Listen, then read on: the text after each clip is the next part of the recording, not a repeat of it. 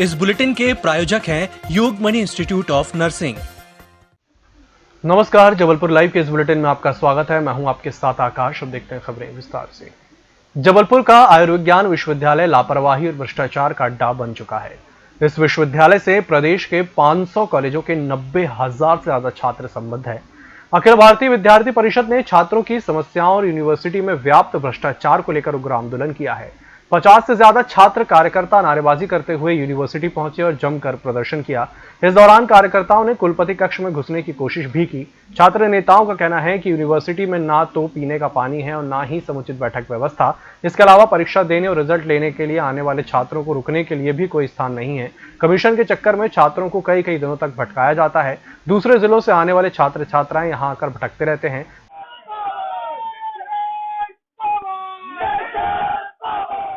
देखिए, विद्यार्थी परिषद आज सारे medical student, Ayush student, nursing student, BAMS, BHMS सभी स्टूडेंट के साथ MBBS स्टूडेंट समेत सभी जबलपुर के हर तरह के स्टूडेंट यहाँ पे उपस्थित हैं।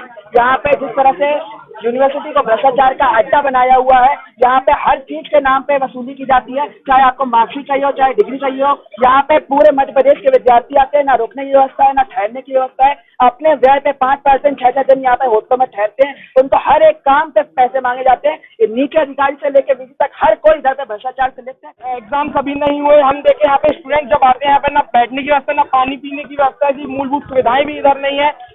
एक स्टूडेंट की डिग्री 4-4 5-5 महीने तक यहाँ पे नहीं निकलती है। पिछले साल जिसने प्रोविजनल डिग्री के लिए अप्लाई किया था उसकी भी अभी तक डिग्री नहीं निकली। हमने डिमांड किया कि इधर एक कंट्रोल सेंटर बनाना चाहिए जिससे तत्काल विद्यार्थियों को डिग्री दे दी जाए। अनेक समस्याओं को लेकर आज मेडिकल विश्वविद्यालय विद्यार्थी परिषद के कार्यकर्ता आए थे और हमने अपनी मांगे मानी। यदि हमारी मांगे पूरी नहीं होती तो विद्यार्थी परिषद चरणबद्ध आंदोलन करेगा। प्रदर्शन के दौरान मार्कशीट लेने के लिए आई एक छात्रा परेशान होकर रोने लगी। छात्रा का कहना है कि वह एक पेपर दे चुकी है लेकिन दूसरे पेपर के लिए साइट ओपन नहीं हो रही। वह छिंदवाड़ा में पढ़ती है और वहां से कॉलेज वालों ने यहां भेज दिया और अब यहां ना सर्टिफिकेट दिया गया और कहा जा रहा है कि कॉलेज में संपर्क करें। फोर्थ ईयर का रिजल्ट ओपन ही नहीं कर रहा है, ना ही साइट ओपन कर रहा है। ओनली एक ही सब्जेक्ट का साइट ओपन किया है। एक ही सब्जेक्ट का एग्जाम हो गया। अब सेकंड एग्जाम भी 26 को है लेकिन एक साइट ओपन नहीं कर रहे। मैं ना रिजल्ट दे पा रही हूँ, ना रिजल्ट भी ओपन नहीं कर पा रहा है, ना साइट भी ओपन नहीं कर रहा है। मेरे पूरे तरीके से साल बर्बाद कर चुके हैं फोर्थ ईयर का। सर इन लोग बोलते कॉलेज वाले से मिलो, कॉलेज वाले बोलते कि इनसे मिलो। इन लोग साइट ओपन करेंगे तब उन लोग फिल करेंगे ना सर। आबकारी विभाग की जिले में अवैध शराब को लेकर लगातार ताबड़तोड़ कार्रवाई जारी है। इसी क्रम में आबकारी विभाग ने कच्ची शराब सहित 12 महिलाओं पर मामला दर्ज किया। आबकारी विभाग के थाना प्रभारी ने कार्रवाई में प्लास्टिक के डिब्बे और ड्रमों में लगभग 2300 किलोग्राम महुआ लाहन और 35 लीटर कच्ची शराब जब्त करते हुए 13 आरोपी महिलाओं के विरुद्ध आबकारी अधिनियम के तहत कार्रवाई करते हुए प्रकरण दर्ज किया गया। आज सुबह सुबह कुचबंदिया मोहल्ले में कच्ची शराब के निर्माण की सूचना पर दबिश दी गई थी। वहाँ पर घरों की तलाशी लेने पर और आसपास की तलाशी लेने पर भारी मात्रा में लाहन और 35 लीटर के आसपास कच्ची शराब बरामद किया गया है। महिलाएं वहाँ कच्ची शराब बनाती हैं और बेचती हैं। एक चढ़ी भट्टी भी बरामद की गई थी और 13 लोगों के विरुद्ध प्रकरण आबकारी अधिनियम के तहत जो है तो प्रकरण दर्ज किया गया है, जिसमें 11 महिलाएं हैं और 2 पुरुष हैं। जबलपुर के कोतवाली थाना क्षेत्र में एक 28 वर्षीय युवक ने फांसी लगाकर खुदकुशी कर ली। दरहाई इलाके में हुई इस घटना से हड़कंप मच गया। परिजनों का कहना है कि अभिषेक जैन नाम का ये युवक अपनी ससुराल से पत्नी को घर लेने गया था। जैसे ही वह वापस आया उसने आत्महत्या कर ली। तो बोई चटकनी मैंने खोली और उन लोग को मैं ऊपर छोड़ के गया था। उन लोग ऊपर थे उस समय, तो मैं डायरेक्ट ऊपर चला गया।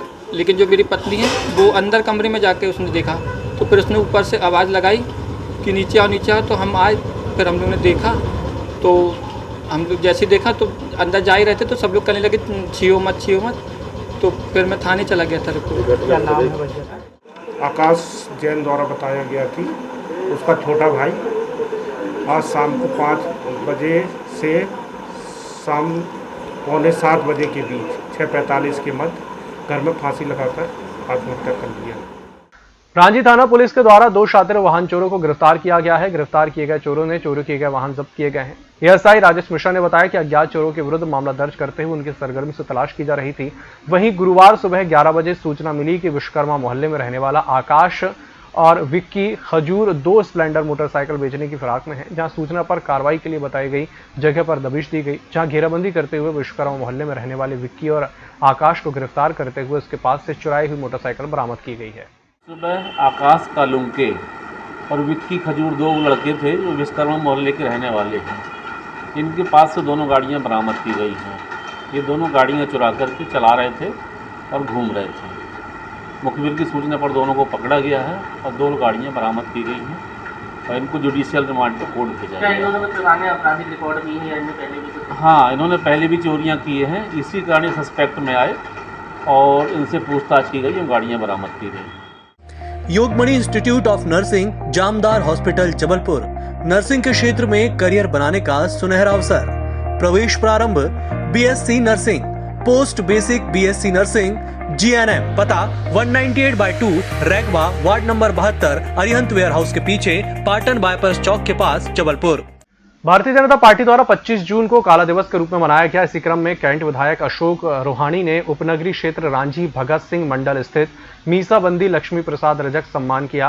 कैंट विधानसभा क्षेत्र के विधायक अशोक रोहाणी का कहना है कि तत्कालीन कांग्रेस सरकार ने 19 महीने तक जनसंघ के अनेकों कार्यकर्ताओं को जेल में डाल दिया था और आपातकाल घोषित कर दिया था। उनके ऊपर कई तरह से अत्याचार तत्कालीन सरकार द्वारा किए गए थे, जिसको लेकर भारतीय जनता पार्टी 25 जून को काले दिवस के रूप में मनाती चली आ रही है।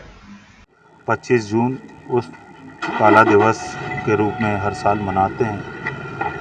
हम उस आपातकाल को भी याद करते हैं जो तत्कालीन सरकार ने निर्दोष लोगों को यातनाएं देकर जेलों में ठूस दिया गया था,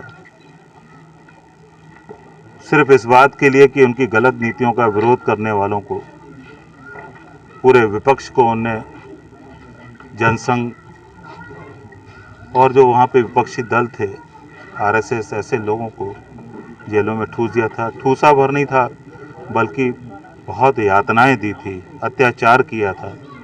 उसी में आज हम पार्टी के निर्देश पर कैंट विधानसभा में उन मीसाबंदियों को का सम्मान करने आए हैं जो 19 महीने जेल में रहे, यातनाएं सही।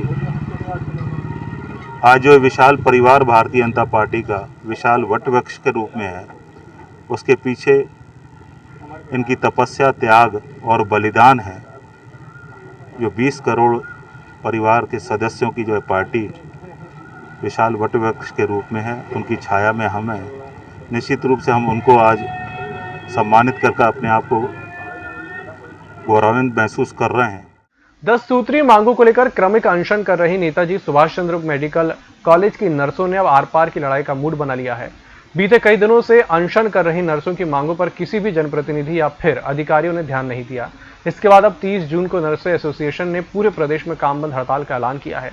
नर्स एसोसिएशन की जिलाध्यक्ष हर्षा सोलंकी ने बताया कि 28 जून को प्रदेश भर में सामूहिक हड़ताल होगी, जिसके बाद 29 जून को काम पर लौटेंगे। इसके बाद भी मांगों को पूरा नहीं किया गया तो 30 जून को काम बंद हड़ताल पर नर्स चली जाएंगी। करमचंद चौक स्थित विजन पैलेस होटल में युवक की लाश मिलने के बाद तरह तरह की चर्चाएं हो रही हैं। इसी बीच आज सुबह मृतक के परिजन होटल पहुंचे और उन्होंने युवक की आत्महत्या पर आशंका व्यक्त की।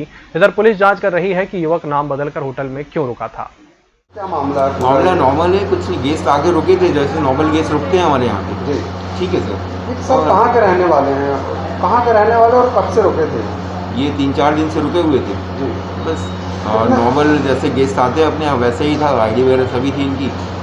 बाकी इन्फॉर्म किया तो कल उनके घर वाले बोल रहे हैं कि इनकी तबीयत लग रही थी थोड़ा ख़राब है, तो उनको घर वाले को इन्फॉर्म किया तो आ रहे हैं अभी तक पहुँचे नहीं। सवेरे पता चला ऐसा हो गया इनके साथ। पुलिस आई और बस वही इंक्वायरी कर रही। उन्होंने 20/6/2021 को चेक इन किया था होटल में। उन्होंने सूचना दी कि 24/6/2021 को उनकी डेथ हो गई है। हम लोग वहाँ गए, शव पंचनामा की कार्यवाही की तो हमको जो डेड बॉडी थी, जो मृतक थे, उनके पास जो डॉक्यूमेंट्स मिले वो वैभव दुबे के नाम से मिले। उस संबंध में अभी जांच की जा रही है। आगा चौक स्थित लाइफ मेडिसिटी अस्पताल में 4 पार्टनर्स के पैसों के लेन देन को लेकर विवाद हो गया। पार्टनरशिप विवाद की खबरें उस वक्त सामने आई जब पूरा मामला थाना पहुंचा, जहां दोनों पक्षों ने एक दूसरे के खिलाफ शिकायत दर्ज कराई है। बीते दिन अस्पताल में उस समय हंगामे की स्थिति बन गई जब एक डॉक्टर पार्टनर के कैबिन में ताला छड़ दिया गया। डॉक्टर मुकेश श्रीवास्तव, डॉक्टर नरेंद्र अग्रवाल और 2 अन्य डॉक्टरों ने मिलकर आगा चौक स्थित लाइफ मेडिसिटी स्पेशलिटी हॉस्पिटल की नींव रखी थी। मध्य प्रदेश हाईकोर्ट में आज मुख्य न्यायाधीश मोहम्मद रफीक ने साउथ ब्लॉक सभागार में 6 नए जजों को वर्चुअल समारोह के जरिए शपथ दिलाई। 6 नए जजों की नियुक्ति के बाद अब हाईकोर्ट में जजों की संख्या बढ़कर 30 हो गई है। हाईकोर्ट में लंबे समय से कुल स्वीकृत 53 पदों की संख्या में काफी कम जज थे। 23 पद अब भी रिक्त हैं। प्रशासनिक न्यायाधीश प्रकाश श्रीवास्तव और सुजय पॉल सहित तीनों बेंच के सभी न्यायाधीश ऑनलाइन शपथ ग्रहण समारोह से जुड़े। उच्च न्यायालय की जितनी पेंडेंसी है वो दूर होती है। पेंडेंसी के दूर होने का सबसे बड़ा लाभ जनमानस को मिलता है और जनमानस अपने आप में न्याय के प्रति सम्मान करती है। इस स्थिति में हम और भी धन्यवाद देंगे राष्ट्रपति महोदय को और हमारे चीफ जस्टिस को कि इस बीच में एक महिला जज को भी उन्होंने नियुक्त किया है। इन 6 में 5 पुरुष और एक महिला जज है। महिलाओं के प्रति जो सम्मान उन्होंने व्यक्त किए, महिलाओं में से एक यादव बहन जी को उन्होंने नियुक्त किया, उसके लिए भी हम राष्ट्रपति को और हमारे चीफ जस्टिस को और मध्य प्रदेश के गवर्नर साहब को धन्यवाद दें। इस बुलेटिन में फिलहाल इतना ही। इसी के साथ मुझे दीजिए इजाजत। नमस्कार।